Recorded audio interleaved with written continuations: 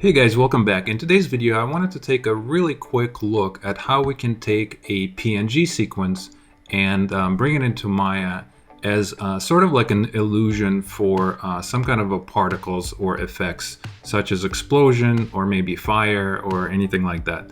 So here's an example, and I even brought in a sound as well. Let me turn that on.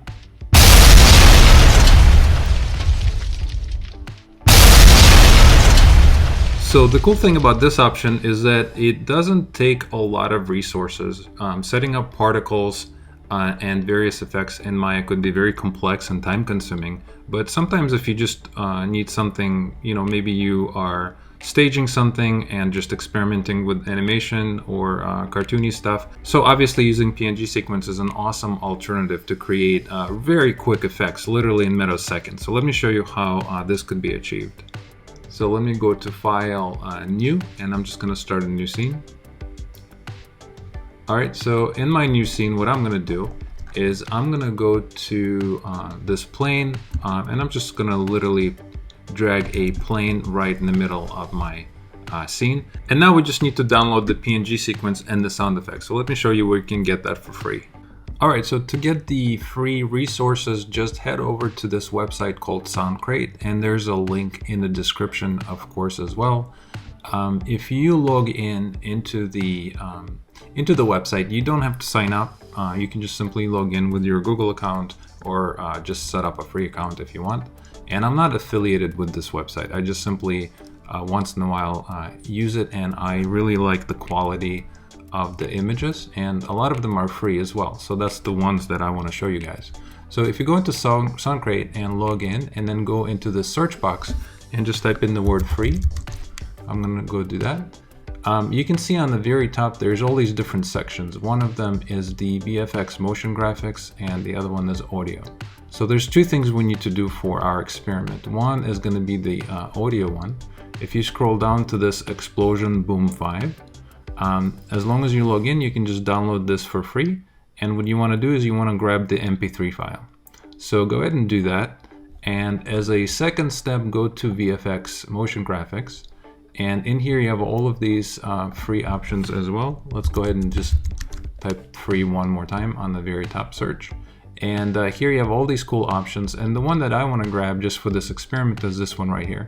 It's called Aerial Explosion with Debris. So if I click on this, you can see what that looks like. And you can also see that this is an HD Alpha 1920 by 1080.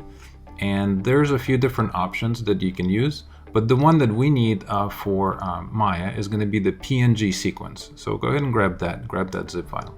All right, so once you have those two, let's jump back into Maya. All right, and in Maya, once we created our plane, let's go ahead and right click on it and go to Assign Favorite Material, and let's do a Lambert. The reason I want to do Lambert is because I don't want to have any reflections or specularity on my PNG sequence. So I'm going to do that. And in the attribute editor, you can see that Lambert 2 was created. If we wanted to, we can of course call this explosion sequence. We could do that. We can also pump up the color all the way up, and let's go ahead and just simply click on the color and go to File, go to Image Name. Let's go ahead and navigate into our folder that we downloaded of the PNG sequences, and just simply grab the first one, which is going to be frame001.png, and just say open. Next, I'm going to turn on this little button right here so I can see my textures and my viewport. And in the attribute editor, you can see under file 1, right, there's something called use image sequence. If I click on that, so now if I press play, you can see the preview of the PNG sequence playing on the plane, right? If I go all the way to the right, I can see that it starts on frame 1, but Maya is currently set to frame 0. So what I'm going to do is I'm going to set this, I'm going to drag this timeline 1 over and start my animation at frame 1, right? You can see that. Another thing I could do if I wanted to speed up my animation is maybe switch it to 30 frames per second instead of 24. So let's go ahead and do that. And now let's go ahead and just scrub through and see where the animation ends. And you can see that as soon as it ends, a white box appears, right? So I'm going to make sure to go 1 over and see what the number is. It's 119. I'm gonna go to my timeline and type in 119 and press enter. So now I know if I press play, right, I can see what this looks like. I can also see that the image, as you remember, was 1920 by 1080, and it's not a perfect square. So we do need to stretch this out, right? So I'm gonna grab my scale, and just for this, I'm just gonna simply eyeball it, make it somewhere, something like this, and I think that resembles about 1920 by 1080. I can also, of course, turn off the wireframe. And now this is going to be based on where the camera is pointing, right? So if I wanted the explosion facing me, I can just simply rotate it, or I can bring in a camera and rotate that as well and put this over dynamite or something that is being exploded. So that's pretty much it. And then if I press play, I can see what that looks like. And here's the animation playing at 30 frames per second, right? And if I wanted to, I can switch this to loop. Very cool. And what is the process of importing the sound, right? To do that, just simply navigate to your downloads folder, wherever you put the MP3 file. And all you have to do is just simply grab it and drop it right into your viewport where the explosion is. As soon as you do, you can see it actually showed up right here in the timeline. And now if you press play, you should hear the explosion.